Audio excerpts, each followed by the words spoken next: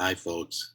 March meeting time, and so welcome. Thank you for joining. And we're going to get started with our meeting, and so we have some time on this one. So let's go around for introductions, and I will call names. And so let's start. Yeah. Len, Oh, I'm sorry. You have to do your intro. Sorry about that. No. That's quite all right. I'm sorry to interrupt. That's right. I'm just going to run through some guidelines, folks.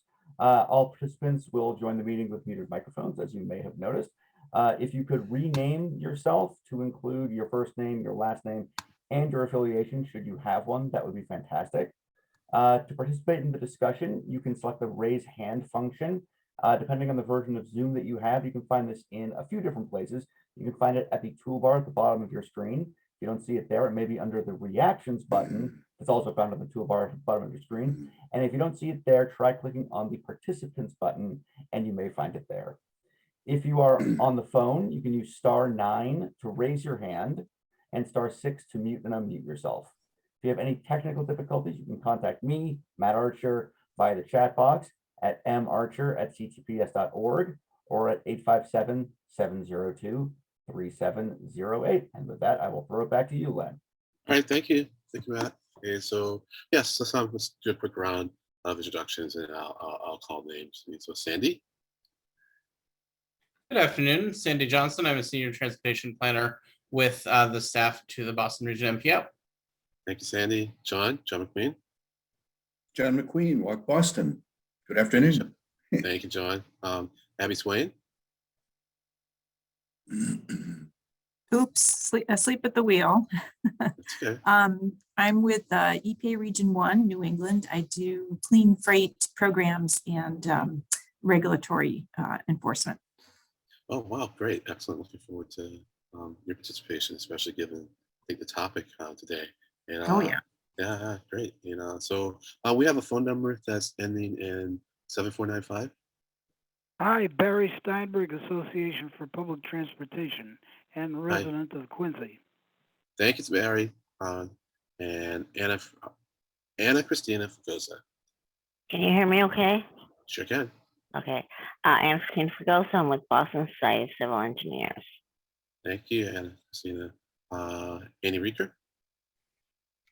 Good afternoon, everybody. Andy Reeker with the City of Cambridge, transit planner, also a resident of Somerville, next door. Cool. So nice. And John Seward. John Seward, Move Mass. Thank you, John. And Franny Osmond. Hi, Franny Osmond from Acton, Mass, and various regional boards, including RTAC. Thank you, Franny. Fred Mosley. Fred Mosley, representing the American Council of Engineering Companies. Thank you, Fred. Jen Rowe. Jen Rowe, City of Boston. Sorry. You're coming in very low, Jen, just so you know, if you try to talk with us later on. And Marilyn Wellens.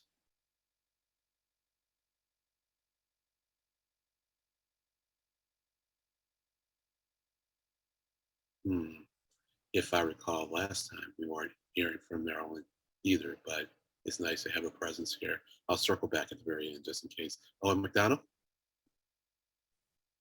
Owen McDonald, Town of Weymouth. Thank you, Owen. Ryan Holland, if I got that first name right. Yes, Ryan Hoyland with the Town of Needham. Well, thank you, Ryan, and appreciate. Thank you. Sure, appreciate being here. Todd Crane. How you doing, everybody? Todd Crane, Transportation Administrator for the Town of Brookline. Thank you, Todd. And Uday Schultz. Yeah, hi, Uday. Uday, okay. Yeah, I'm an intern with the MPO. Great, Uday. Thank you for joining us. And let's see. Let's scroll back up. Marilyn Wellens. All right. Scrolling back, see if I missed anyone other than Scott. Hi, Scott Sudeikis. I'm with the National Rural Transit Assistance Program and Vice Chair of RTAC. So RTAC and RTAP. And I'm Leonard Diggins. I represent the In-Between Right Oversight Committee and the chair. And so I think I got everyone. Matt, you did introduce yourself, right? No, I'm actually not sure if I did. So I'll do, Okay. I'll do it again if I did not. This is Matt Archer, MPO staff. Okay, great. Thanks, Matt. And so we will move to first element on the agenda, which is the MPO freight program. And Sandy Johnson is going to bring that to us. Thank you, Len. Matt, you want to go to the first slide? Great. So thanks for having me, as always. I'm just going to here to kind of have a high-level discussion about priorities for freight planning at the MPO, and kind of introduce myself as the new manager of said freight planning at the MPO. If we want to go to the next slide, Matt. So I think many of you know me, having been around the last 5 years as the manager of the Unified Planning Work Program, which is a responsibility that I've now handed off. As I mentioned last time I was here, I'm still involved, but Srileka Murthy is leading that now. And one of the things I've taken on is freight planning at the MPO, because Bill Kuttner is still around and will be for several more months, I think, at least. But he is planning to retire, and it was time to transition the program over to somebody else. I've had a long-standing interest in freight, especially rail freight. I think I may have mentioned to some of you. And yes, Franny, I have a very professional headshot here. I hate the one on my bio on the staff intranet.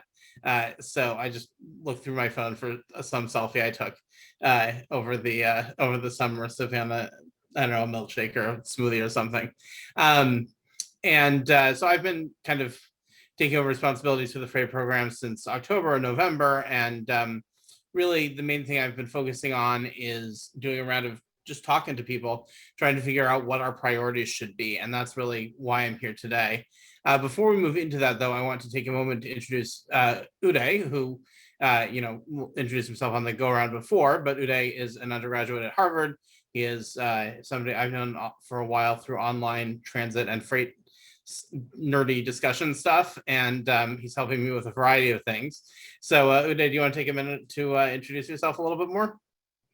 Yeah, hi, I'm really excited to be here and to be helping out Sandy with this important work. I study history at Harvard, and as Sandy was hinting at, I have a really sort of strong and long-standing interest in freight. I think, like Sandy, especially in rail freight and sort of the history of industrial geographies in the US.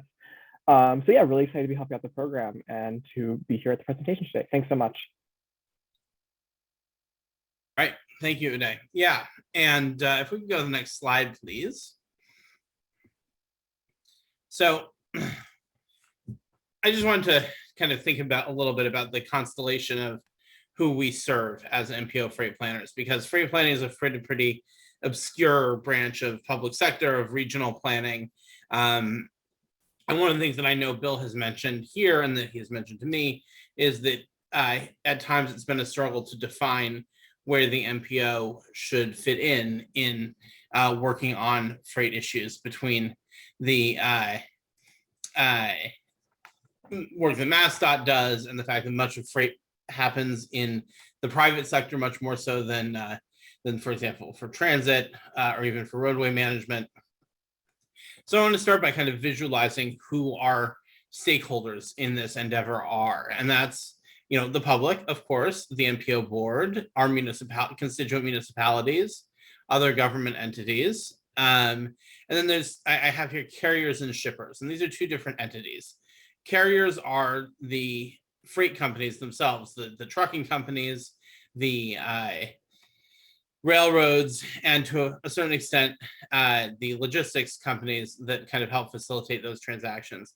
And then shippers are your businesses that receive and send goods.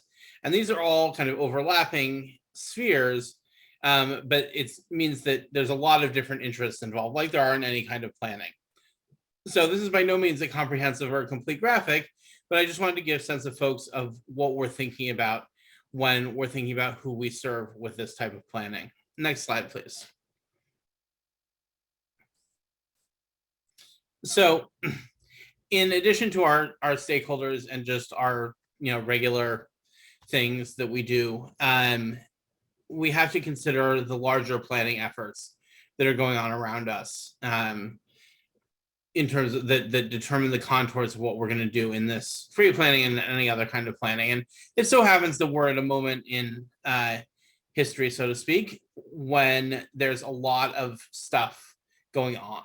A lot of stuff is just wrapped up and is giving us some definition, and a lot of other things that are coming into place. So there's MAPC's Metro Common, their regional plan, which was just approved last year. There's the bipartisan infrastructure law, similarly approved late last year, and that'll be a 5-year bill that's actually really strongly going to change a lot of things about freight planning at the federal level, although we don't know exactly how that's going to shake out yet. There's the new LRTP that the MPO will be preparing for approval in 2023, which we're calling Destination 2050. And that is starting to be something where the results of our freight planning can be written into the new plan, or our ambitions for it can be written into the new plan and say, this is where we're going to take it over the 4 years that plan determines, and potentially for projects looking out to 2050. MassDOT is obligated by federal law to prepare a freight plan every 4 years. The next one is due roughly in 2023, and I know they're starting to get work done on that. And typically MPO freight plans and freight planning, because we've never prepared a full regional freight plan, feed into the statewide one. And then I am planning a rewrite of the MPO's Freight Action Planning Action Plan, which is the document that governs how this program goes. And the last update that Bill did was in 2019, so we should get on that in a year or two. Next slide, please. Just want to give a glimpse of kind of some of the things, again, not comprehensive, that I'm working on now, and that we will be working on in the near future. So currently our biggest project underway, and this is the thing that Uday is helping me with, is modernizing all of our data. So as you know, because he's come to present over the years many times, Bill has gathered all of this wonderful, rich data, especially on truck movements and truck counts around the region. And he has it in tables and Excel files, and it's published in reports. But what we want to do is take it and put it into a spatial format so that it can live online as part of the needs assessment application that we'll be developing for Destination 2050, and so that it can live accessibly on the freight planning page on our website, and anybody who needs it can visualize it and can download it. And this is something we're putting a lot of work into. I think it's really exciting. We're going to be supporting the LRTP with a variety of other works. We are participating in a lot of different working groups. Before I took this position, I had very little idea how many freight working groups there are out there, although I should maybe not have been surprised, but there are many, and I am trying to learn as much as I can and participate in as many of them as I can that my other work allows. We're doing a whole lot of stakeholder outreach and relationship building, and looking to identify future freight study opportunities. I, of course, inherited many ideas for studies from Bill, and we'll be looking at those and other potential opportunities that are popping up as they do on basically a weekly basis. Going forward in the near future, we're going to be supporting enhancements to the truck model element of the MPO's travel demand model. I know you all have heard from Marty Milkovits about the efforts to modernize the model. There's been a lot of progress in the truck modeling world over the last few years, and I'm hopeful we're going to be able to do some pretty cool things with that. We're going to continue our efforts at stakeholder outreach and relationship building, actually do some freight studies, and develop some new freight planning initiatives. So with, kind of initiatives or programs housed within our freight planning program. And the best example, the one that I'm excited about, is working on coordinating freight planning and land use, which is something that I hopeful we'll be hearing about more. It's definitely a priority at the federal level. It's a priority that was mentioned in MassDOT's last freight plan. It's something I'm very excited about. Actually, my first internship in planning a number of years ago was at an organization in Chicago called the Center for Neighborhood Technology, who have a program called cargo-oriented development, which is like transit-oriented development, but for freight. So I'm hopeful we're going to move forward on that in a pretty cool way. Next slide, please.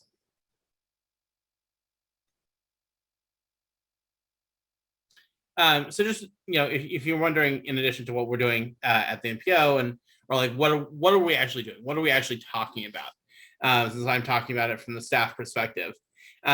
Here's some ideas for some things that we'll be looking at in our future studies, in our planning efforts. As I mentioned, I have a personal interest in freight rail, and I think it is important from a policy perspective as well, for safety, for air quality and climate benefits, and congestion, any number of different reasons. We'll be continuing our tradition of doing very precise and rigorous truck counts, which is something that is underappreciated, and something that Bill has really set the statewide standard for doing it well. We're going to be advising on the next future of the curb study and looking at curb use around the region and how that interacts with delivery. We really want to put an emphasis on safety, roadway safety. Trucks obviously are not necessarily disproportionate, but are a major safety concern. They are large vehicles on our streets, and they are a concern. Having those large vehicles around interacting with pedestrians and cyclists causes a lot of stress and sometimes injuries for people. And we want to try and make sure that we're meeting all of those needs and making sure our streets are safe for everyone. Equity. There is a long tradition in this country of freight and industrial and commercial uses that are not very pleasant or good for you to be around, being placed in low income or minority communities. And we want to kind of turn an analysis on looking at where that's happening in our region, where it has happened, and where we can plan for it to stop happening, ideally in the future. Truck parking is a major policy concern in the freight world. MassDOT is looking at this, especially on the interstate highway network. There is not enough parking for trucks. This is actually a serious safety concern, because this means that it's very hard for drivers to find times to get their rest. They need a place to sleep overnight in their cab. It is obviously not especially popular to put truck parking in lots of places. And so finding places where they can be off-road and rest safely is a serious concern. And then finally, air quality and the environment. I think we're all excited about electrification of various fleets. I'm glad Abby Swain is here, because she's doing a lot of really important work on this. I was just on a webinar that she recommended yesterday on fleet electrification for medium duty trucks like your Amazon delivery vehicles. And that's all very exciting, but there's a lot of work to do to get it to a place where that is in fact happening and accelerating. So next slide, please. And really, I'm here because I want to leverage this group, among others, to help us do this work. And among the ways that you can help out, and really I invite your ideas on this, of course, is suggesting topics and activities for us to look at, keeping us informed about freight-related items. Anything you hear about, I'm always more than happy to hear about. Providing feedback on studies and analysis that we do, providing us with data. There is a shortage of data in the freight world. There is an even larger shortage of reliable data. So basically anything that you know about, I am happy to see and look at. I'll be coming back to you to help us prioritize work, because this is a relatively limited budget program, and there's a lot to do. There's a lot that we can do, and we're going to need your help, the MPO's help, our other stakeholders' help in prioritizing that work. And then I think most importantly, identifying stakeholders who I should be talking to and relationships that we can build. This is something I'm doing a lot of, but there is it's a whole world out there that doesn't have a whole lot of interaction with MPO planning generally, and we have a real need to build and maintain those relationships, especially because with Bill moving toward retirement, we're not necessarily going to have a chance to maintain some of the relationships that he's built over the years. So I really welcome any suggestions that you all have. Next slide, please. I want to open it up just with a reference to some of these questions. What else should we be thinking about? Who else should we be talking to? What are your top priorities for MPO freight planning? And why is freight planning important to you? And I don't necessarily want to limit it to those questions, and we don't need to go through it in order, but I thought I would just throw it open to a discussion for the remaining time that we have. And you leave those questions as inspiration. I'm also going to throw the link in the chat to the freight planning page on the MPO website, which you may or may not have seen. It's relatively new. just went up a couple months ago. So with that, I'll turn it back to Len to run the discussion. And of course, I'm happy to answer any questions about the presentation also.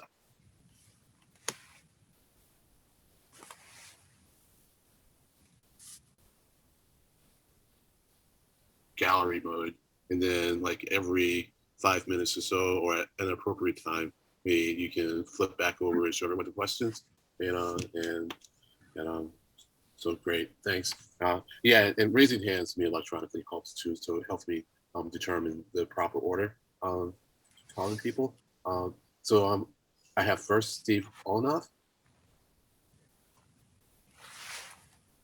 Hi, I thought I'd give you a little history here. Where all this freight studies and everything started. Actually started right here with the Advisory Council. The late Frank DeMacy was very big on freight, and I look around and I see actually there are a number of people here who knew him. He actually formed the freight committee here in the Advisory Council, met monthly, and we had all the meetings, and he really hammered home the importance of freight, which was totally ignored in the MPO.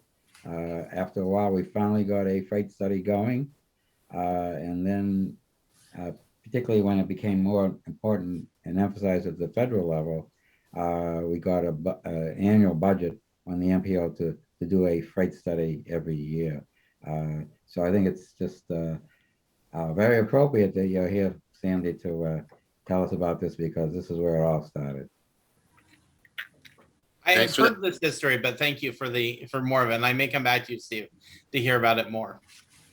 Yes, thanks, Steve. I appreciate that. But we were the first MPO, well, we were the first one in this region to do it, or Boston, right? Or were we the first ones to get MPOs thinking about freight across the country? This is I kind of doubt that. In other words, I mean, I remember Frank probably saying, why aren't we doing something, because other places do, but so certainly, but the point was that this MPO completely ignored any kind of freight studies, any kind of freight movement. It wasn't even a part of, and it still isn't that much of a part of their modeling. And Frank brought that out, and that we finally got the MPO giving considerations and doing regular freight studies. And those have all been, it's only one person that's been doing all these freight studies, and he's retiring now, but and Sandy's taking over, but that's the basic history of everything. Well, was there resistance to doing it? So when the Advisory Council was bringing it up, did the MPO go, great idea, let's do that, or were they hesitant to take it on? Yeah, it was more of a why be bothered kind of thing, or why do we need to do that? Okay, gotcha. So just kind of, okay, I think I have that. I mean, I don't think there's any, and the whole from right early on was the emphasis from the freight committee here was, why are we doing less and less rail and more truck, and of course pushing the truck terminal from here out to Worcester. That was a big step in the state, which was certainly not welcomed here, and we just say, okay, that's going to increase the number of miles that additional miles that trucks will be going, and of course reducing freight coming by rail. We did have one. We used to take field trips. I'm looking at the transcript. And one of the field trips we did was to Quincy there, and there was a little railroad there, probably one locomotive railroad that would haul freight from down in Quincy out and turn it over to CSX. And what were they? Oh, you still see the freight. Yeah, you still see it if you drive by that company that does make soap there in Quincy, and they used to ship out in tanks their product. And if you drive down down Route 3 in Braintree and look over the tracks, you'll see a line of tank cars even today. And I think that they were brought by that railroad and they're waiting for CSX to pick them up. All right. And okay. And so maybe come back for me because this is interesting. Yeah. You know. So Franny. Sorry about the background noise. My phone started ringing just as you called on me, and it's across the room. I had a few questions that will absolutely show my innocence because I don't have much familiarity with freight, but I'm just going to name them. And then if you can just, you don't have to answer them all right now, but keep them in mind that I'm curious about them and maybe other people are too. One is the combination of freight and passengers. I remember reading about mail trucks carrying passengers because they knew so much about the destinations in another country. And I thought, wow, that's a really good idea because our mail trucks need work anyway. And so I've always thought that that's something we should look at. But then I wonder about freight trains and I wonder about, trucks, which reminds me of another question. I heard through the Lowell Regional Transit Authority that they wanted to switch which track the rail would be on, the passenger rail versus the freight. And I can't remember the reason that the freight company or whoever it is who has power said, no, we want to be on that track. Yet it would make it a lot easier for construction, for passengers to have that track be closer to the station. And so I'm wondering about, is it possible to have influence over that question? And I would love, Sandy, if you were somehow in touch with Lowell Regional Transit Authority to talk to the director and see if there's any give on that. Do you want me to address that now or you want me to wait until? Wait till I name all my 4 questions because they're all so different and I just want to get them out. One is that I don't remember if it was here that we had the study of the empty truck apps that helped make it more efficient. But in general, I'm interested in hearing what ways there are to make the system more efficient, less environmental impact. It just seems like there's so much opportunity. That was 3, actually. That's all.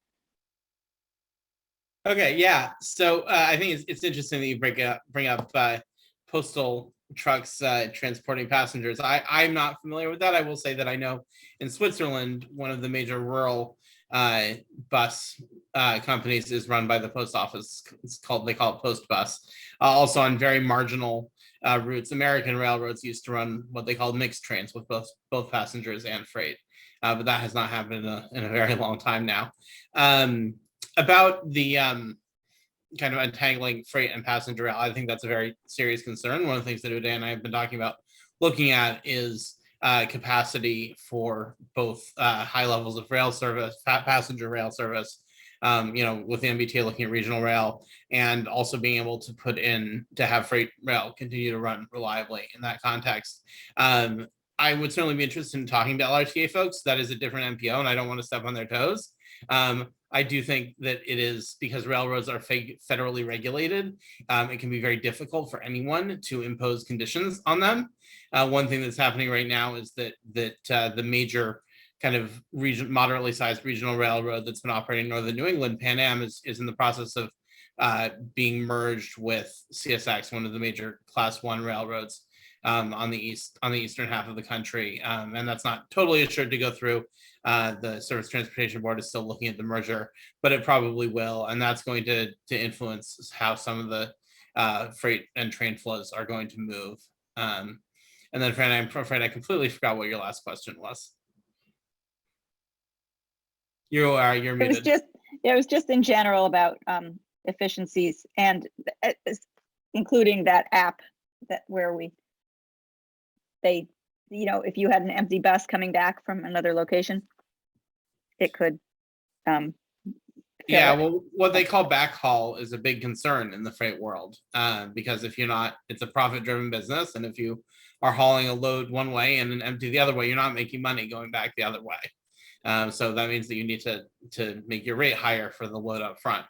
And in turn, that can have all kinds of impacts. It's actually one of the major competitive disadvantages for rail versus trucking, in New England at least. So yes, that's definitely something that is at the top of our minds. That's good. It frustrates me to think about empty vehicles and the need for passenger travel too. So not just freight efficiency. Okay, thanks. Next we have Andy.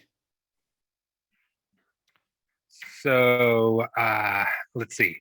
I think a few of the things, at least from a municipal perspective, I think one of the things that I'm kind of curious about, and Sandy, maybe you all have the information in your heads, but I think it would be helpful for municipalities to just kind of also see reflected on a regional level is kind of knowing where the nexus is between municipal, state, or regional government bodies being able to influence just different freight activities, whether it's about the direct delivery to people's homes or to businesses. I think we have a lot of ability to regulate curb use, but we can't necessarily regulate the types of vehicles, the sizes of vehicles, and things like that. And we constantly run into those kind of things. And it's really hard to tell somebody, it's like, hey, we just know this, right? Like the interstate commerce kind of clauses only allow cities to do X, Y, or Z, but not really what you're asking for. So just some of the basic resources of, which levels of government are able to influence which kind of things people are concerned about when it comes to freight. Of course, on the municipal level, we hear more about the last mile kind of like deliveries to places. If you are able to create something that helps us explain the issues and kind of where people can actually try to advocate for changes, that'll be helpful. Also on a municipal level, I think Abby's put in some comments in the chat, and I think it's really important, the Vision Zero, kind of the traffic safety concerns that you're raising. I don't know if there's other practices going on around the country that might be helpful for us to consider. One of the unique things in New England is our streets are just more narrow and busier, are more intensely used, not busier, but there's just so much more going on, especially in the inner core, that it's really hard to find relevant equivalent places for us to consider, and just kind of identifying that for us, I think might be helpful on a regional level. And then kind of the just last thing is, again, kind of on the vehicle issues, I know one thing from outside of the US that I've been very curious about is London's experience of actually rating vehicles for their visibility outside of the cabs, right, to vulnerable street users. So whether somebody in a driving cab can actually even see a pedestrian crossing the crosswalk in front of them is something they actually go through and rate. Like, are these kind of things that could be considered in the US? Like, who would take that on? I believe there's some research and stuff like that into some of those considerations, but it is a really big concern when it comes to some basic traffic safety type things that I know I've heard around the city of Cambridge at the very least. Yeah, thanks, Andy. I am personally very interested in the truck size issue. As you said, it is difficult to regulate locally or at the state level. We might need to hire a lawyer to sift through all of the jurisprudence about who gets to regulate what, because I've looked at some of it and some of it is just very messy. But I think that would be a very helpful thing to do. And definitely we've already got on our list, maybe looking at some truck size and design things. We don't want to, the main concern there, I think, is not wanting to recreate the wheel in terms of knowing that there are other people out there doing this work. But even, as you said, compiling some kind of a guide that can be used locally has a lot of value. So let's keep that conversation going. Great, thanks, Andy. John McQueen. Thanks. Really, mine kind of builds on Andy and actually Abby's as well. Last session, last month, the curb use study was something that was highlighted in the EPWP, and it's worth consideration. I think as maybe Andy alluded to, maybe elevate that into another larger, broader study, because, and particularly relating to the we'll call them mid-sized, smaller delivery vehicles, Amazon, UPS, et cetera. I mean, they aren't small, especially when we're talking about either two-way streets, even out in the suburbs, or in the core, which are, you know, even narrower. And they pose, as was noted, potential safety problems to pedestrians, but also to other motorists who I've seen get very impatient and their sight lines are blocked by, you know, almost what it seems like to them an interminable delay once the single driver runs up, you know, goes out of the truck to do his or her delivery. And what roles, again, in congestion those might play, and what could be done? I mean, can there be, as maybe Andy was alluding to, something on a statewide basis based on geography or road size, the size of the vehicles, maybe more like some of the local delivery mail trucks, which are maybe a third the size. I don't know, but it's just something, again, that maybe the UPWP curb study may not capture, that maybe is a bigger issue in terms of planning and intermunicipal or statewide, you know, laws or ordinances. Thanks. Yeah, for sure. So a couple of things to know about that. One is that MAPC is doing a lot of work around first and last mile delivery. Right now, they put out a really excellent report on it last year that Allison Felix and Travis Pollock worked on, and they're continuing that work. So we're kind of divvying up responsibility. I'm happy to help let them take the lead on that. For now, they're doing a really excellent job. The other thing, and you mentioned delivery bikes and other vehicles at the end, and I imagine that might be part of what Jen wants to talk about, because her colleagues at BTD just announced a pilot about that today. In fact, I mean, I think it had been talked about for a while, but it was formally announced today in Alston. So by e-bike, I believe. Thank you, John. Jen Rowe? Yes, hi, can you hear me? Still a little faint, but we'll just Really listen faint? intently. Yeah. Okay.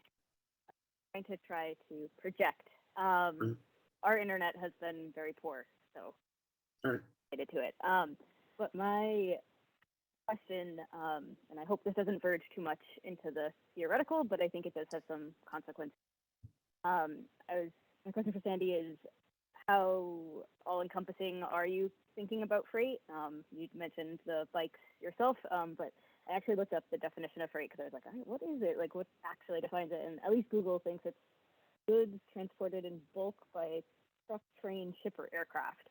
And noticeably absent from that in terms of modes was bikes, drones, dollies, by foot. And I guess I would consider like a post person who is delivering the mail by foot also part of that ecosystem. So that was one thing.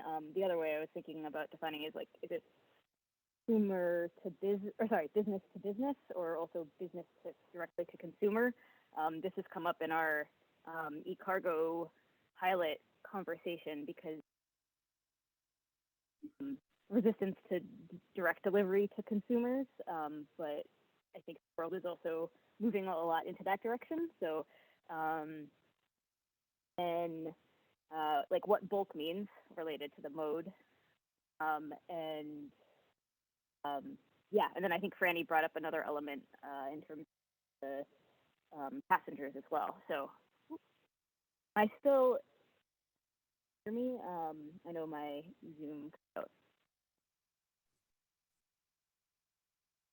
I think I got about 90% of that. I think Jen is now frozen. So Jen, I hope you can hear this. It's actually a very interesting question, how to define freight, because traditionally MPO freight planning, especially if you look at like what other MPOs have been doing until very recently, has been very focused in most places on intercity freight, on kind of big goods transportation. And people are using definitions that are you know, the big 18-wheeler trucks or trains or barges and ships that are carrying freight, and not so much on the first and last mile delivery, the direct to consumer, the other, you know, non-motorized modes. But I do think that's changing, and we certainly intend to be on the cutting edge, so to speak, and because it is right. It's all freight. It doesn't stop being freight when it stops at the distribution center or the warehouse and gets transloaded to a smaller vehicle, and is still a concern. And in as much as anybody is specifically planning for that kind of transportation, it probably lives with freight planners. And I know that, MassDOT is taking that on, and MAPC is looking at it that way as well. And it's also becomes a local responsibility for curb use and other regulations that do live at the local level. Thanks, Jen and Sandy. Okay, so in order to stay on schedule, because we have Matt's going to talk with us. Matt Genova's going to talk with us about the tip. I think it's going to be a little lengthy presentation. Steve's going to be the last question unless someone else has a really burning question. So, Steve? Yeah, okay. So for some reason, my camera is no longer turning on, but I think that the issue we just spoke about a little while ago, that last mile by these huge trucks, which used to be by small local delivery trucks, I think that's a very big issue. I know on the planning board, we were reviewing, it was just an ice cream stand, and trying to get them to cut down the size of their entrances into the parking lot. And because I noted that the entrance to the parking lot was actually wider than the street that it was on. And then they showed a picture of their delivery truck, which was a big tractor trailer truck, which was bigger than the entire building that it was being delivered to. And they said, well, that's, we can't make that entranceway any smaller because that's the delivery truck. So I think this is a very big issue. The way I look at it, we can't make our roads to conform to all these trucks. We got to have the trucks conform to the roads. And how we do that, I think that's a very big question. How we do it on the local level, state level, and whatnot. I think that's a major question that needs to be considered. Thanks. Incentives. You give people incentives, to do it. They'll cost, but I find generally incentives work better than carrots work better than sticks. Just have to find the right carrot you can afford. Go ahead. It's a cost of the truck. The truck companies are trying to make it cheaper by not having to transfer from a larger truck to the smaller truck. At the same time, they're making it more expensive. Certainly a wider driveway and wider roads and turning radii to get a truck around. All those things cost everybody else a lot more. So the costs always get passed down to the person that can't pass it any further. So I hear you, Steve. So alrighty, so I could really go on with this a lot because I didn't get to say anything that I wanted to say, but we'll save that for another day or emails. But thank you so much, Sandy. And I think just before we leave this topic, since see if she's still here. Yeah, she's gone. Miss Swain. Yeah, she's gone. I was just gonna see if she wanted to say anything. She has jumped off of the meeting, Glenn. Okay, all right. But I will say I've been on webinars that Abby has done and heard her talk, and she'd be a great person for y'all to bring in if you want to. All right, great, thanks. So alrighty, so now we will move to Mr. Genova. Matt Genova is gonna give us our first introduction to the fiscal years 2023-27 tip. Awesome. Thanks, Len, and good afternoon, everyone. I'm going to do a quick screen share here. Just pull my presentation.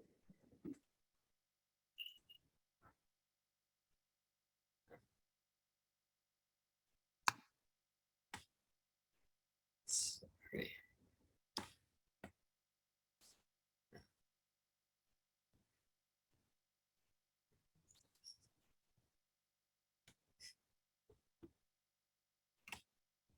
Sorry. That's okay. That's okay. It can be hard to do anything with a presentation remotely when there's such latency. Yeah. There we go. Whatever works. Okay.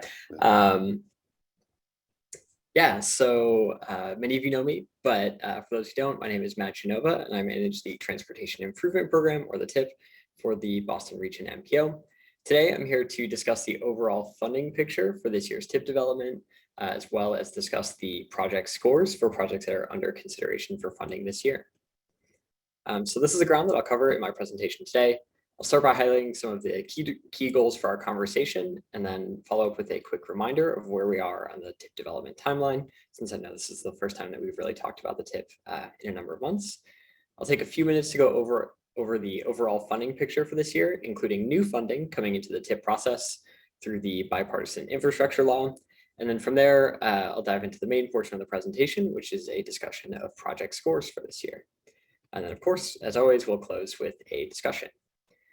To set up that discussion, I want to highlight just a couple of goals. Again, really our main goals for today are to help you understand sort of the baseline conditions that we're operating in for developing this year's TIP, including both available funding and readiness, and then to go over the projects that we're actually considering for funding, along with the evaluation scores for those projects.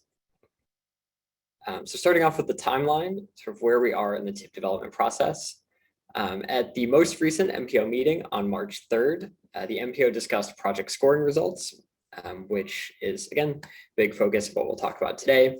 In the coming two MPO meetings on March 17th and March 31st, the MPO will discuss possible programming scenarios for the funding of new projects this year. And as is the case every year, the MPO will aim to have a draft scenario agreed upon by the end of March. That scenario will go out for public review around late April or early May in the formal TIP document that you all are very used to seeing by now. And then that puts us all on track for endorsement of the final TIP by late May. So I want to talk a little bit about our overall sort of funding and readiness picture. Again, this is a sort of baseline set of conditions that are governing decision-making this year in the TIP process. So folks, may already be familiar with this information, but if you're not, I wanted to share it to make sure that we're all starting on the same page. So what you see on the slide here depicted is sort of the outcome of the passage of the bipartisan infrastructure law, or bill, by Congress back in November of 2021. And so depicted on blue in this chart is the amount of funding that we planned for in the current TIP, the fiscal years 2022 through 26 TIP. And so those blue bars represent the amount of funding that last year at this time we were talking about having for the TIP process. And that's what's reflected in the active TIP today. And then depicted in orange on the slide here is the additional new regional target funding that the MPO board will be able to plan for in the development of this year's TIP. And so these orange bars represent the increase in funding that we'll see each year as a result of the passage of the bill. And so these numbers are based on the guidance that we've received thus far from the Federal Highway Administration and from our partners at MassDOT. And you can see sort of the big takeaway here is that the MPO will see roughly $20 million a year in new funding beginning in federal fiscal year 2023. At this point, we are not yet anticipating any new funding in fiscal 2022, as Congress has not authorized this spending. That being said, this is an ever-changing sort of by-the-hour situation right now. For those who have been following this closely, Congress is currently debating a funding package that would fund the government from this Friday at midnight through the end of September, the end of the current federal fiscal year. But without that funding bill passed, and without that funding bill allowing for the new funds that are actually allocated in the bipartisan infrastructure law, we won't be able to actually spend those funds.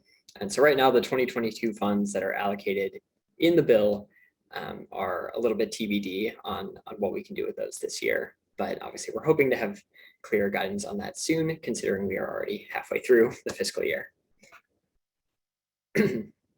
So I just want to take a few minutes just to walk through sort of the project readiness results. So these are the results from the annual TIP readiness days that we have with MassDOT. And again, as many of you have heard from me in years past, readiness days is when MPO staff and MassDOT staff sit down each year and talk about the current status of each project that's currently funded in the TIP, where we discuss things like projects that are ahead of schedule, projects that are behind schedule, and projects that have significant cost increases.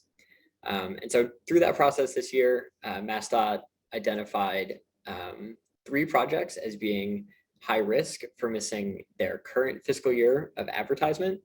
Sorry, this is an old slide. So you can ignore the Sudbury and Concord on here. So the 3 projects that were flagged are Littleton and Air, Route 2A and Willow Road, Peabody Central Street, and Mount Auburn Street in Watertown. And then MassDOT also identified 2 projects that were recommended to be delayed into a later fiscal year.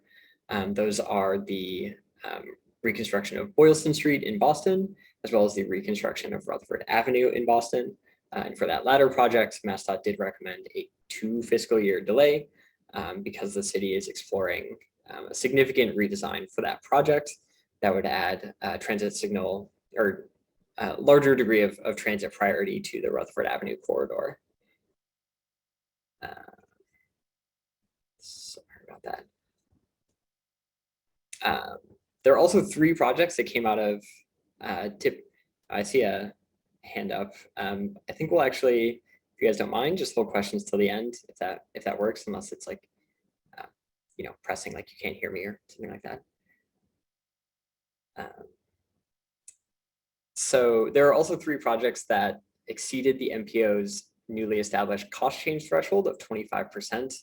And so this is something that the MPO, there's a policy that the MPO set last fall. So for a project increases in cost by 25% or more in a given fiscal year, the MPO has asked those project proponents to actually come to the MPO board and explain sort of what's going on with the project and why the cost is increasing. So we've already heard from 2 of these 3 proponents and expect to hear from the city of Peabody at an upcoming MPO meeting. And so the 3 projects that you see pictured on the slide here are the 3 projects this year that unfortunately exceeded this threshold. And you can see there are various levels of cost increase here. And so there's a lot going on this slide, but I'll focus on just like a couple of overall takeaways here. So really when you combine the information from the last few slides about both new funding from the bipartisan infrastructure law and project readiness, this is the sort of baseline scenario that comes into focus for MPO decision-making this year. Really the key takeaways here are that the MPO needs to find a way to allocate roughly $51 million in 2023 and another $45 million in 2024. Because those are going to be relatively early years of the new TIP, which begins in 2023. Finding a use for those funds is a primary goal of this year's TIP cycle. And then the other overall big takeaway here is that the top line number for the amount of funding that the MPO could allocate to new projects this year is roughly $283 million, which is significantly more than the MPO has had at its disposal in the last several years. And so sort of prioritizing the use of those funds will obviously be the sort of big focus of the MPO meeting next week on March 17th, and then at the following meeting on March 31st. So with all that, that's sort of like the baseline conditions for this year. Now I want to get into project scoring results, sort of what's under consideration for funding within those parameters. So in total this year, MPO staff scored 25 projects for funding. Roughly 2/3 of those projects have been scored in previous years, but were not funded due largely to funding limitations. These projects span 5 of the MPO's investment programs, including 11 community connections projects, 8 complete streets projects, 2 intersection improvement projects, 2 bicycle and pedestrian projects, and 2 major infrastructure projects. As is the case each year, a majority of the new funding that the MPO has at its disposal for funding new projects is in the 5th and final year of the TIP, which in this case will be fiscal 2027. But as I just noted on the previous slides, we do have new funding available in 2023 onward. And so that introduces sort of another layer of complexity in the MPO decision-making for this year. And I touched on this a little bit earlier, but I just sort of wanted to clarify this because I don't remember actually how much of this was discussed in this venue with RTAC, but the MPO did endorse some new TIP programming policies back in November. And this is in response to significant project cost increases that the MPO has seen in each of the last 2 TIP cycles that really limited the board's ability to fund new projects. And so among the new policies that the MPO set, or that the MPO formally established a 25% design submission threshold for the funding of new projects. And this is a policy that was sort of informal in past years, but never really held to by the board in a meaningful way. And so the policy committee and the larger MPO board stated an intention to be flexible with this policy in year one of implementation, just recognizing that, these policies were finalized in November, while the TIP process is getting underway. And so it's not a lot of time for project proponents to really respond and get their projects further along in design. So the board wants to be flexible with these policies, and the extent to which the board will be flexible and sort of how flexible will certainly be a big topic of conversation at the MPO over the next 2 weeks, or 2 meetings rather. And then, as I noted earlier, another policy to flag relevant to this year's programming is that the MPO now requires project proponents that have a 25% cost increase or greater to come talk to the board, explain what's going on with the project. And the goal here is really just that, if the MPO is deciding to fund those cost increases, that the board is doing so with complete and timely information.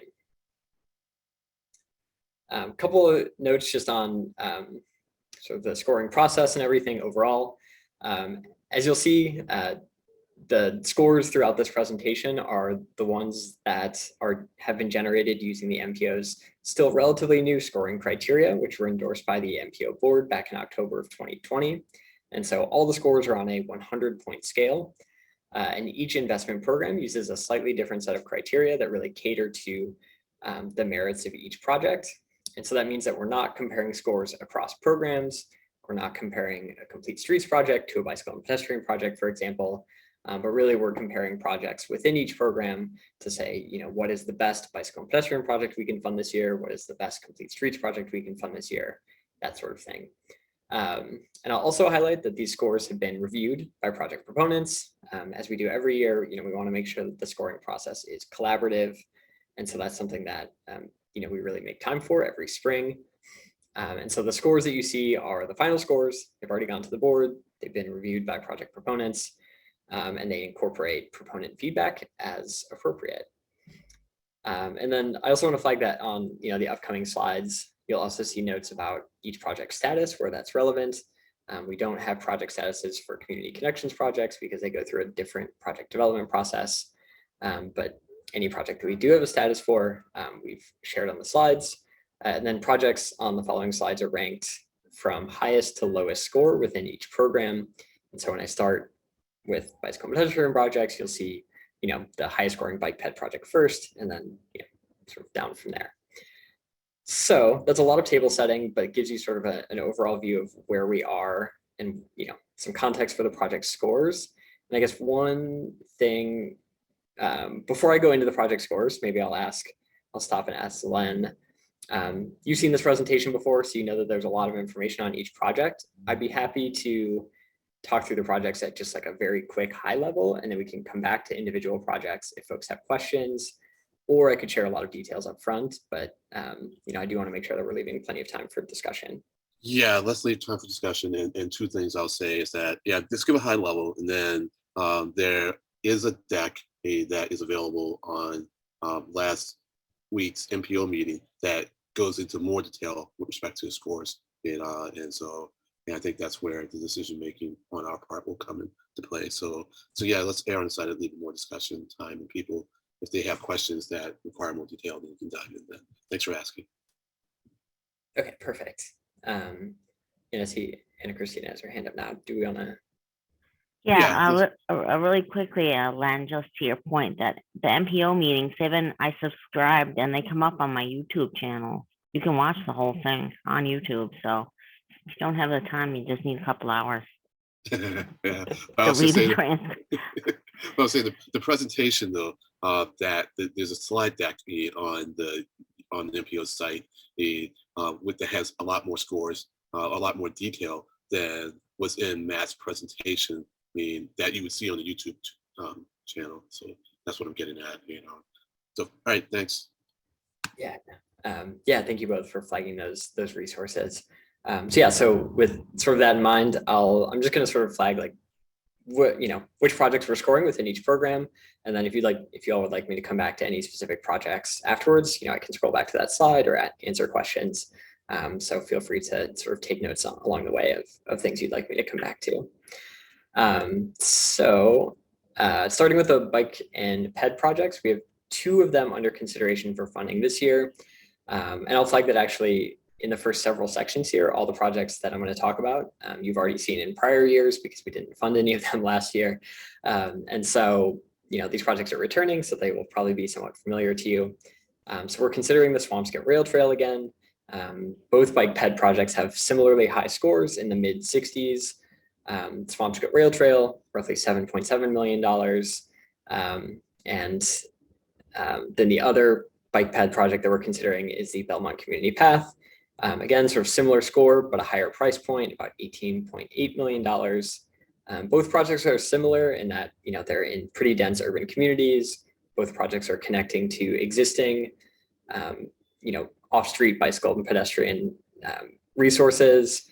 Both projects are connecting to their town centers and their commuter rail stations. So that's where you get sort of the similar scores, that the projects sort of at a thematic level are doing pretty similar things, although obviously the details are a little bit different. Moving into complete streets, so we have 8 complete streets projects under consideration for funding. The highest scoring of those is the reconstruction of Western Avenue in Lynn. This project scores especially high because there are 3 top 200 crash locations in the state along this specific corridor. And so this is a project really aimed at focusing on bicycle and pedestrian safety and really safety for all users. This is a pretty large scale project at just under $41 million, but again, has a pretty high score of almost 75 points and really wants to invest in both safety, but also things like transit priority along the corridor. Park and Pearl Street in Chelsea, second highest scoring complete streets project at almost 70 points, about $10.5 million. And this project is right in downtown Chelsea, adjacent to a project on Broadway in Chelsea that we're funding actually in fiscal 2022. And so this project would sort of complement that effort by really focusing on bicycle and pedestrian safety and transit priority in the heart of Chelsea. Boston Street improvements, mostly in Salem, just a little bit in Peabody. Another sort of big bike ped focused project, pretty high score. It's almost 68 points, about $12.5 million on the project cost. And this is, again, sort of like all the complete streets projects. The big takeaway here is that they're all focused on, to some extent, on creating significantly more robust bicycle accommodations, reconstructing existing sidewalks to make them safer and ADA compliant, all those sorts of things. In addition to sort of, generally improving roadway conditions to make, interactions between drivers and, other modes safer. So Washington Street and Brookline, similar sort of thematic thing near Brookline Village. A little bit higher price point on this one, almost $26 million, but also a relatively high scoring project at over 62 points. And of note, this project would connect to some of the MPO's recent work on the Gateway East project, which is just at the sort of southeastern end of this project. Reconstruction of Route 30 in Weston just scored a little bit under 50 points. This is a pretty long project covering, I think, 3 or so miles. But the big notable thing about this project is that it would construct a 10-foot shared use path along the entire length of the corridor, bringing sort of bike accommodations to a part of the region that doesn't really have any right now. And this would connect to another project in Newton, also on Route 30, that is in the works right now, and that will go under construction the next 2 years or so. That is, making a similar investment in off-street bicycle and pedestrian connections. A couple other complete streets projects here. Roadway improvements on County Street in Ipswich.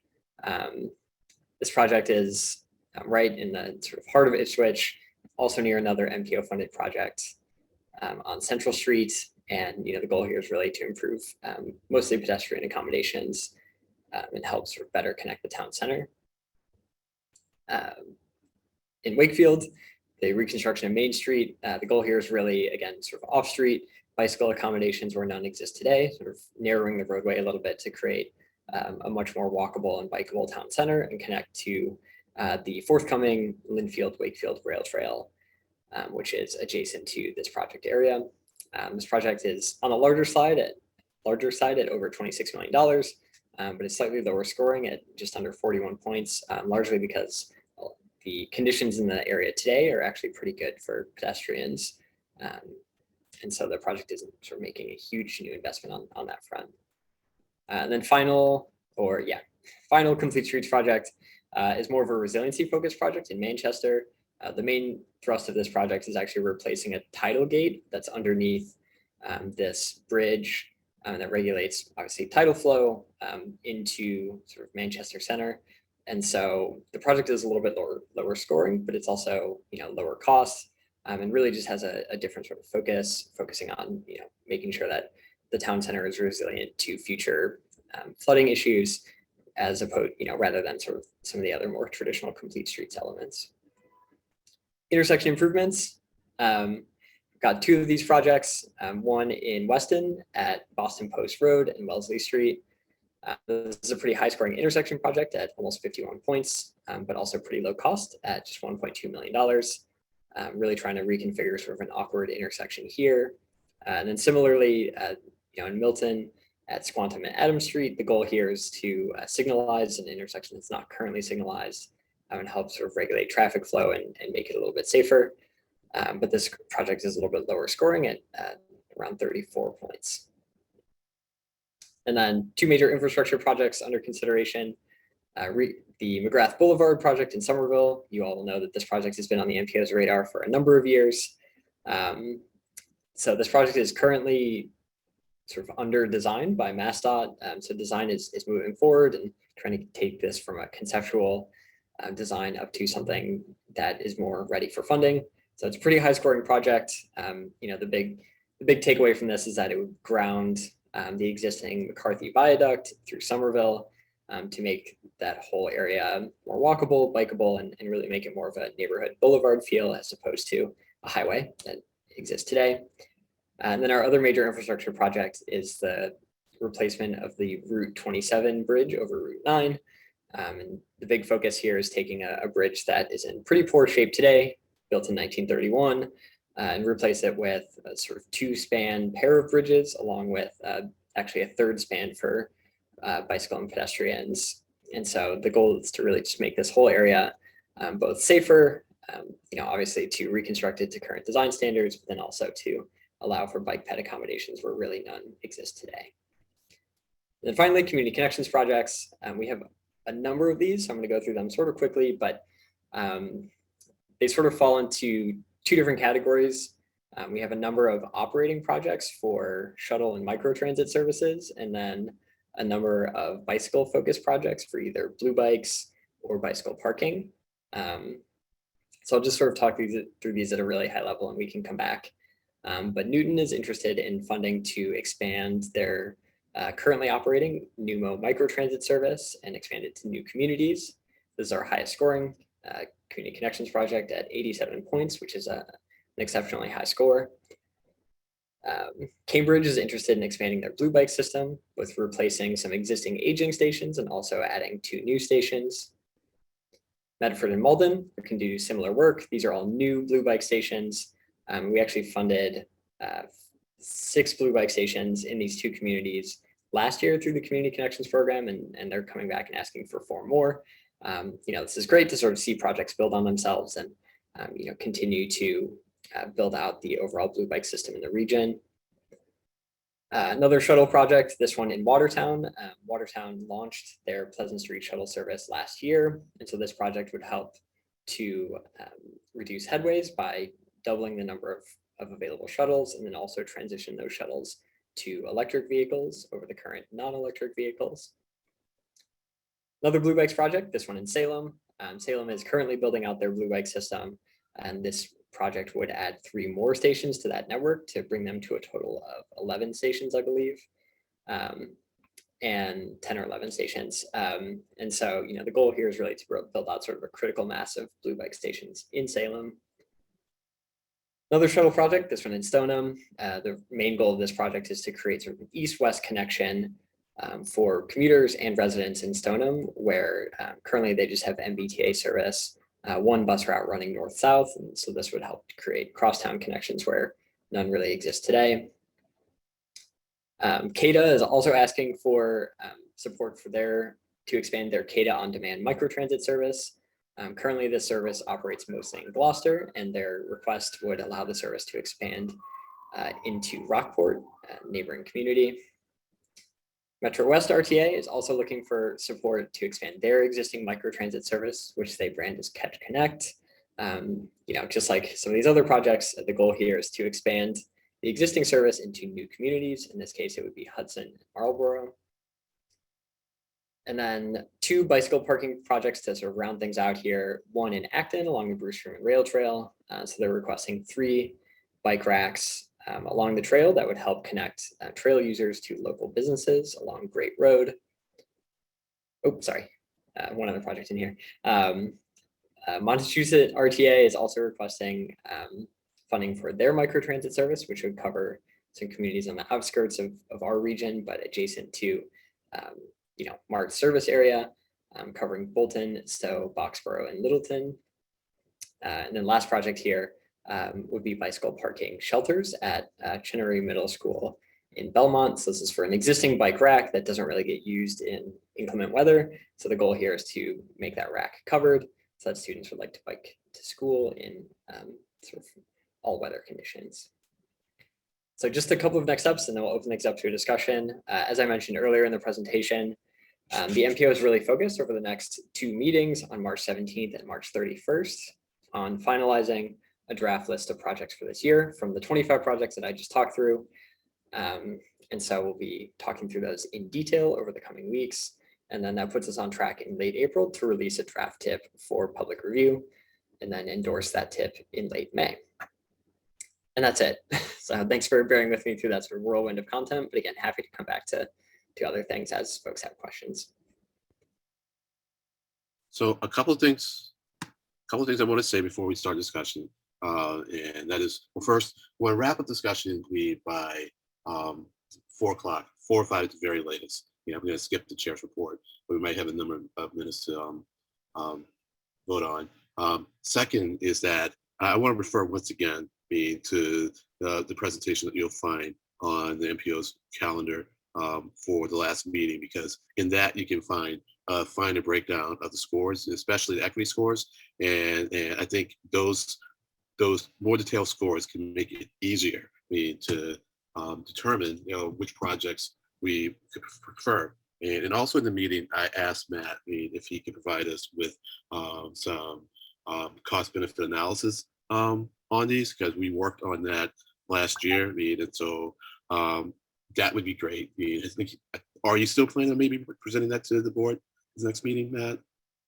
Yeah, that'll be a part of the next conversation, Okay. both the cost benefit and then the sort of simpler score summary. We'll come back next week. Right. And then and also I want us to think about standing up our TIP committee that usually does the review of the proposed TIP after it's presented. I think it'd be good if that group could meet in 2 weeks, because in 2 weeks we will have had the first presentation by Matt to the board, and it would come before the 31st, where we kind of finalize our selection of the projects for the draft. And so, because once the draft comes out, they will listen to what we have to say. But chances of getting any kind of significant change are slim, just because the thing is just so interconnected that it's kind of hard to pull something out without replacing it with something. And we pretty much have come up with the best that we can at that point. So I think we really want to have input. We need to be ready, to say what it is that the advisory council really wants in that scenario by the 31st. So let's try and get some folks for that ad hoc committee, or whatever it is called, ready to go and ready to meet in 2 weeks. So with all of that, I'll go and Christina for questions. Hello, I just had two quick questions. Those three projects that you flagged as very high risk, I'm wondering, and you said that the extra 20 million that we're getting from the feds, is that from the IIJA, but would that actually go towards those high risk projects and then make them plan them more into the tip, push them up? Is it a living score? In other words, is it fluid? So the high risk projects were flagged as high risk because they're behind schedule. So it's not really like a funding issue. It's really just that their design is lagging relative to when they're supposed to advertise for construction bids. And so, yeah, so it's not really an issue of the MPO having enough money to cover them. It's really just that the design is behind schedule. So that's really the focus for those three, is to just make sure that the design stays on track so that they, can advertise either this year or next year, depending on the project and their anticipated schedule. So, but MassDOT, thinks that those projects are all going to be able to stay in their current year, and that's why they're flagged as high risk, but we're not recommended to be delayed. Yeah. That was it. Thank you. No problem. So, anyone else? Jen? Right. Can you hear me? Faintly still. Better? No, it's not Okay, better, but it's still fine. faintly. All right. I was just wondering if Matt would be willing to share that presentation.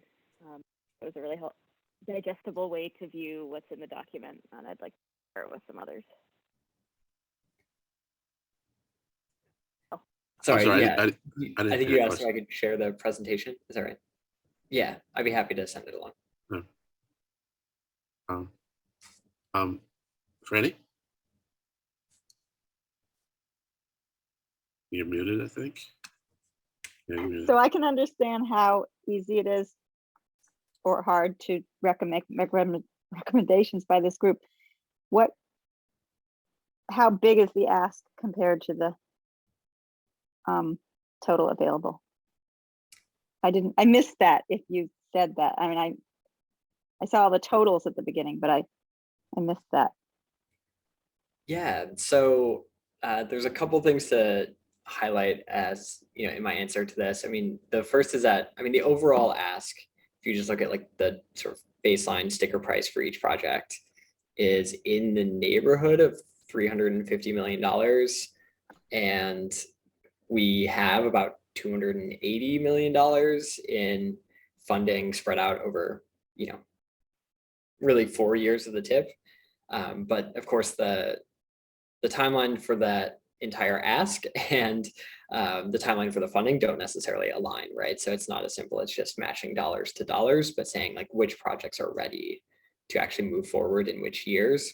And so at this stage, we anticipate, some level of discussion with both MassDOT and the MBTA to think about projects, especially in the early years of the TIP, 2023 and 2024, to say like, do those parties have projects that might be good candidates to fill those gaps? Because right now, all the projects that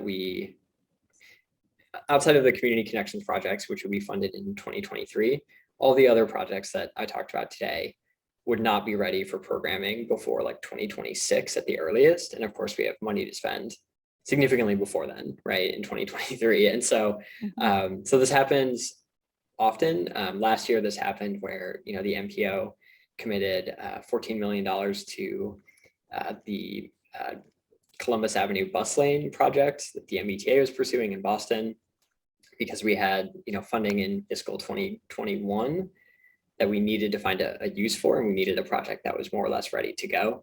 And so I think, that's going to be a dynamic at play over the next 2 MPO meetings. We'll be, having some of our partner agencies bring some projects to the table for the board to consider for funding. Okay. I wanted to also say 2 other things. One is about all these microtransit applications. I feel like we might be getting a little bit too disparate with all of our efforts on microtransit, and maybe we need to consider more top-down overall, funding, instead of doing these 3 towns, these 4 towns, these 5 towns. Really look at it and sort of get more statewide oversight, because I really think that's the way of the future. It's sort of like we're testing out cars, but we're just doing it in these little areas anyway, or at least gather the data together from all of them from above. And I also just am struck with how hard it is to plan each of these pieces of planning. I mean, as a lot of you are planners and engineers, and and I'm just thinking about Ukraine, where in a second things are being destroyed and destroyed and destroyed. And I just can't imagine, after putting all this work into it, how they ever survive and rebuild. Anyway, I just wanted to sort of express that feeling. Thank you, Franny. I hear. I'm sorry, Matt. She was addressing you. I'm sorry. Oh, no worries. I know this is a topic that you're interested in, Len, on just like the, sort of transit coordination region-wide, to, Franny's first point there. And I think it's definitely a valid concern that, funding a lot of smaller scale microtransit projects does get into the situation where projects may or may not be well coordinated with each other. We, on the one hand, want to support these projects in meeting like the needs that these proponents have expressed, but on the other hand, the long run picture for like how these services work together and work with larger fixed route transit certainly remains to be seen. So so I think that's a topic that we'll probably have to continue to monitor and come back to. Yeah, and actually in this case, I mean, a lot of the smaller community connection programs are just kind of dotting I's, crossing T's. And so like the bicycle parking one, which is like $8,000. That's like, that community just needs some funding. Right. No, I meant microtransit. I meant the ones that are microtransit, which is okay. Like Uber, for those of you who don't know, Uber and Lyft for public vehicles. Right. There are about 3 of those. Right. Yeah, like Numo, and a couple others. Yeah, and I'll tell you, I know what you mean. No, I want to have them all funded. I mean, I think microtransit is the way of the future. I just want to keep our eyes on them, that we're not too disparate. Okay. All right. I think I have it. So Andy. Sorry, Len. No problem. No. I think I got it. I thought I had your point, and when I was re-summarizing it, I saw how I wasn't quite there. And now I think I'm there. But if I'm not, we'll discuss it later. Yeah. It's not easy because I think we are more on the same page than we aren't. Because I don't really have any disagreement with you. So when I'm trying to re-summarize, I'm not getting it quite right, but I'm in agreement with you. So sure, Andy. So I guess one question that I had, if I'm remembering right, this is the first time, Matt, that you all are using the equity scoring as a part of the tip. And I think the new way that maybe Betsy had presented to us a few months ago. I'm wondering actually how you all thought about the kind of actual application of that equity scoring kind of a new system. I think that's pretty notable in the way that it's set up, but I'm sure it's different once it's actually in practice, and whether you all have some initial thoughts about just how is this helping the decision making for the MPO. How does this kind of how should we take this as RTAC members as well too? I wanted to just kind of get an impression more than maybe a solid answer, just having you all having gone through the process really kind of maybe for the first time. Yeah, it's a great question. So we, this is like the first sort of, we did use the scoring system for last year's tip round, but we didn't fund really any of those projects. And so this is the first year that we're going to be funding projects using the scoring system. And so I appreciate you flagging this. I guess a couple of thoughts. One is that when we revised the project selection criteria, we more than doubled the weighting that we gave to transportation equity considerations in the overall score. And so we are seeing, those scores make up a larger percentage of the overall project score, which obviously, if you're a project that is really doing great work to address the needs of equity populations, then, we are seeing those scores sort of rise up to reflect that, which I think is exactly what we were hoping for. I will say between the community connections scoring and the scoring for some of the other projects, the approach is a little bit different because we use the equity scoring as a multiplier for the non-community connections projects, and just as sort of like a raw number score for community connections. And so I think on the latter part of that, the community connection scoring, I think we might want to like continue to consider how those scores are shaping out, just because, yeah, I think we're seeing a lot of, I don't know if we're seeing the same sort of reflection of like matching, project investment and, like population need in the same way that we are with the other scoring. And so I think it's something that we'll continue to iterate on going forward. Of course, any and all feedback is welcome. And I know you all at the City of Cambridge, submitted some feedback on the way that your equity score is looking as a part of the scoring process for this year. And so I'll say that, as sort of like a larger picture thought on this, we're always getting feedback every year on the project scores from all proponents or from many proponents. And so, that's certainly something we take to heart because we want to make sure that the scoring process is really reflecting the types of investments that projects are making. And the hope with the current scoring system is that the MPO is a little bit more comfortable with seeing this like be, tweaked a little bit year to year, or even, once every few years. This most recent update to the project scores or project scoring system was the first time we had really done that holistic of a look at it in like over a decade. And so I think, at least from the MPO staff perspective, we'd love to see, tweaks here and there as we go to make sure that we're still getting the sort of results that, reflect the board's ultimate priorities. And obviously, we're starting a new long range planning process, and that plan will come out next summer of 23. And so I think at the very least, we'll probably take another look at TIP scoring in the wake of that and see if we need to make any further adjustments. But, overall, I think the results have been good so far. Yeah, and so I just want to emphasize once again, if you take a look at the deck that was presented, at the last MPO on the website, you see the equity scores. I think they're impressive, and they really make it easy for me to distinguish amongst the non-community connections projects. And that's why I really would like for us to get that TIP ad hoc committee up so that we can really go into those before that final meeting.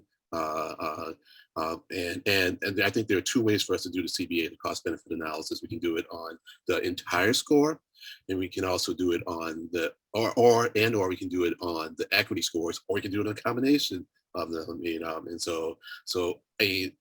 I know it's not because we were so heavily involved in the CRIP criteria that I think this is a good thing. The TIP criteria that I think is a good thing.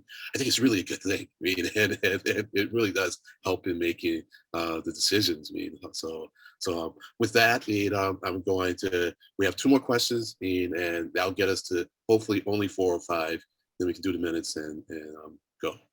So Anna Christina.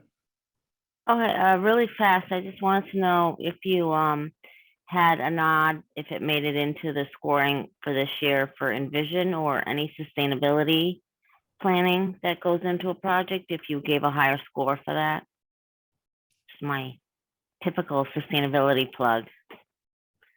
Yeah, sustainability is a little broad, but I mean, we do have a number of like both resiliency and, larger like, air quality and environmental criteria. I think of the, we take into account a project's impact on carbon dioxide emissions and also other pollutants. We look at, whether a project is accounting for future sea level rise or flooding issues. We will dock projects points if they are, anticipated to worsen any sort of environmental condition. We look the at Envision program is sustainability and resiliency, but it also has, like you were saying earlier, a more holistic approach. It's not necessarily a change in the code, but they want to see you, utilize, like you get points if you don't disturb the historical or cultural mood of a neighborhood, especially with so many complete street projects coming online. You would think that'd be important. They want to see you get points if you it's really broken down really well, but you get points if you employ locals that will do the maintenance afterwards. So they'll be part of the operations cost down the road for the project. So it's a lot broader than just, I think the carbon short answer footprint. is no. I think the short answer to that is no. I really want to see something, but maybe Yeah. if I join your committee, Len. Yeah, no. I mean, it's not part of the score. I mean, and so whether it is part of what we try to evaluate, then we can. I don't know to the extent that we can do so across every project, but that could be something that we ask for in terms of the tweak, to the next cycle of evaluations. And so, John. Yeah, I'm sorry. What was that, Anna? No, I was going to say the Envision. If they are using the Envision program, that's something that's planned up front with the planners, with the developer and the planners. So that's it. Right. Gotcha. Cool. And so we'd have to just factor it in earlier, but it would be scored on that at some point, and that would have to be part of the criteria which we can incorporate or not as a board. But I think that's a good point. So John. Yeah.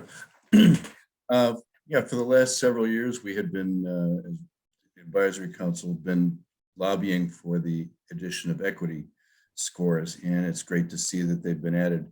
I guess if we could really, maybe even adding to the salesmanship of how the changes impacted things, it would maybe help to strip out the equity scores vis-a-vis the old way of doing things, and where they would have matched up without the equity factor, how that would have affected them, either on a side-by-side basis or just on an overall, which ones would have maybe even dropped out or been significantly elevated. I think it would help demonstrate the effect of the positive change of adding equity. Well, I hear you. I mean, maybe that could be a project for someone on the advisory council or an intern being at the. I think an intern's great. Yeah, maybe we could get an intern. Maybe that's an idea for us to do outreach and get our own interns. Get Uday. He's looking for stuff to do. I was going to say, I have a friend who's a professor at Wentworth, and he often gets his interns to do some stuff for us, especially in the summer. So I'll ask him. Cool. No. Thanks. Excellent. So I'm sorry that I'm just so rushed because we got like 10 minutes in, and I really do want to try to get that TIP committee on. And I'm looking at 3 easy targets. That's Reeker, McQueen, and Fregosa. And but anyone else can do it. But you have 5 seconds. You'll do it. McQueen, you're in. Yes? Thumbs up? Add John Seward. Huh? Anyone can John Seward. Anyone can. I'm just targeting just to get it going. I mean, anyone is welcome. Below, we just have to have fewer than a quorum, I think. Although we're still going to announce the meeting, and have an agenda and all, we'll be transparent and people can join us. But I think, it has to be fewer than a quorum. Andy? I'm okay if you want to meet on Saturdays too. Oh, well, I'm not meeting on Saturday, so that's not happening. I'm thinking 2 weeks from I was going to say, if Anna Christina is buying us brunch, I could do Saturday, but actually I will be out of town and vacationing for about a week and a half at the end of this month. So I will not be available in 2 weeks. Wow, Andy. We're still going to be on the committee when we have to write up the report. I'm happy to help afterwards, but I might not be there for the initial discussion at the very least. All right. Well, anyone else? Raise your hand. I mean, 3 of us is fine. All right. Well, we got 3. And we'll announce when we're going to do it. Anyone can join us at any point, but let us know in advance because, like I said, we can't have more than a quorum of this group. So with that, we have 8 minutes to approve 3 sets of minutes. It may take less time than that. So you want to say anything about the minutes? Sorry, just give me 1 second. I just need to get the presentation. While you're pulling up, I'll just say thanks to Matt. As always, we appreciate everything you do. You can stay for the exciting minutes approval, or you can gain some of your time back. So, Yeah, thank you all for your time. Really appreciate Alright, it as alright. always. all right, take care. Bye. Thanks, Matt. Sorry, folks, just a little bit of. That's okay. computer I don't know if you delay really have here. to bring them up, right? We just have. Well, we just no, have to- yeah, you're right. It's just a But slide. I'm There we having trouble clicking on them. When I click the links in the stuff for the meeting, maybe it's my computer, but it just keeps coming up with it like 3 lines of code. Actually, I think John. I'm Also sorry. having that trouble too. Oh, really? Sorry, Did- I think it's because there's spaces in the link. If they were all mushed together, that's how a link works. But here you've got empty data spaces, which are 8 bits each. I'm oh.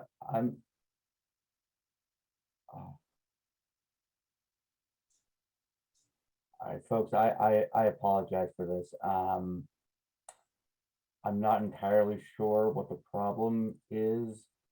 Franny, when you say you're getting an error, does it say this XML file does not appear to have any style information? Yes, yeah. The document tree is shown below. Sometimes, believe it or not, less is more, because I can see between MPO, there's a space between O and then the 0303. That's 8 bits of empty data. So that's what'll, if you cut it off right there at the MPO and then search within a smaller section of the link, sometimes that helps. Well, that actually might be a different link. And the only reason I say that is because this would be 0309 rather than 0303. That might be for last week's MPO meeting. I'll show you where I'm gonna. No, I'm sharing the. Yeah, No, I know. Just for Anna, Christine, I'm sharing in the chat the link where I was going from.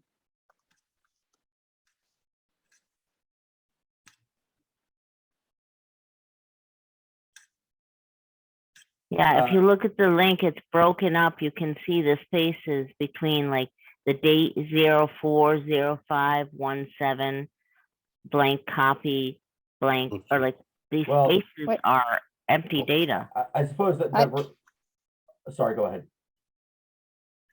No, I don't see those numbers that you're saying. I see attachment 1, 1, 2, 2, 3, 3, like that. So quick question, Matt, are the links working for you? No. I was just saying that I'm also now getting this error that says XML. So the another question is, who posted them? I did. So did you test the links? Did you test the link when you posted them? I did. And they worked then. So we have a problem that's inconsistent. No, I must have done. No, it works for me. It said working for me, but I know from experience a lot of times when you see breaks in a link like this, it's because you're using empty data. It's broken. I don't see a break. I don't understand what you mean by break. We have an inconsistent problem. So at this I point, see underscores. I don't see any break. We're not going to be dealing with the minutes today, so yeah, that's no, fine. I apologize, folks. Unless you want to share it, do you want to just share the screen and we look at it? Well, I mean, no. The only reason I say that is just I think it would probably be better for folks to actually read it rather than to sort of have a quick glance at it, if that makes sense. Yeah. Okay. Yeah. So we'll do these and then some. At the next meeting. So and we'll figure it out. We'll test the links, and try and make sure that they're working for at least the people who had problems this time. So you may get an email saying make sure it works. Not saying that you're the problem, just saying that to the extent there's something that isn't working for you, hopefully we can get it working for you, for next time. So that's it. As problems go, I think this was kind of low priority, or low impact, because we got through the real beef of the meeting that we needed to, and I thought it was a good meeting, hopeful meeting,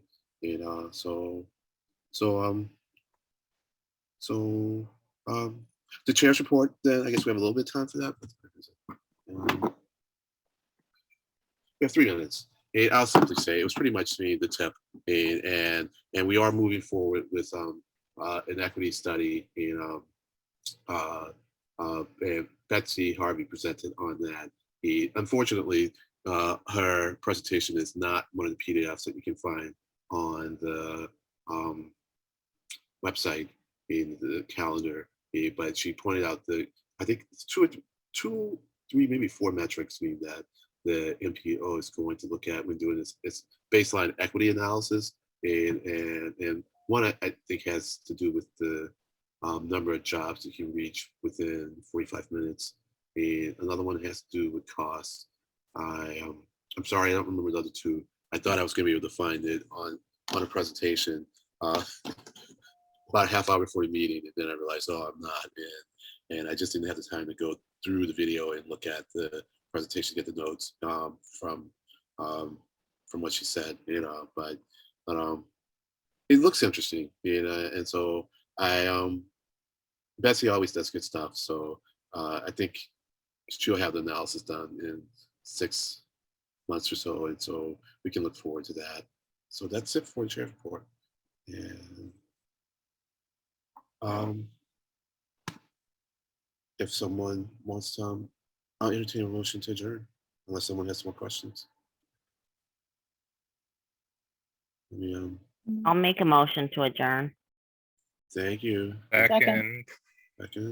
And John, I see John Stewart's hands up. Oh, sorry, John. Just trying to second. Okay, gotcha. Please continue. Okay, thank you. And so folks, if there is no objection, we will adjourn. Thank you. Bye. Yeah.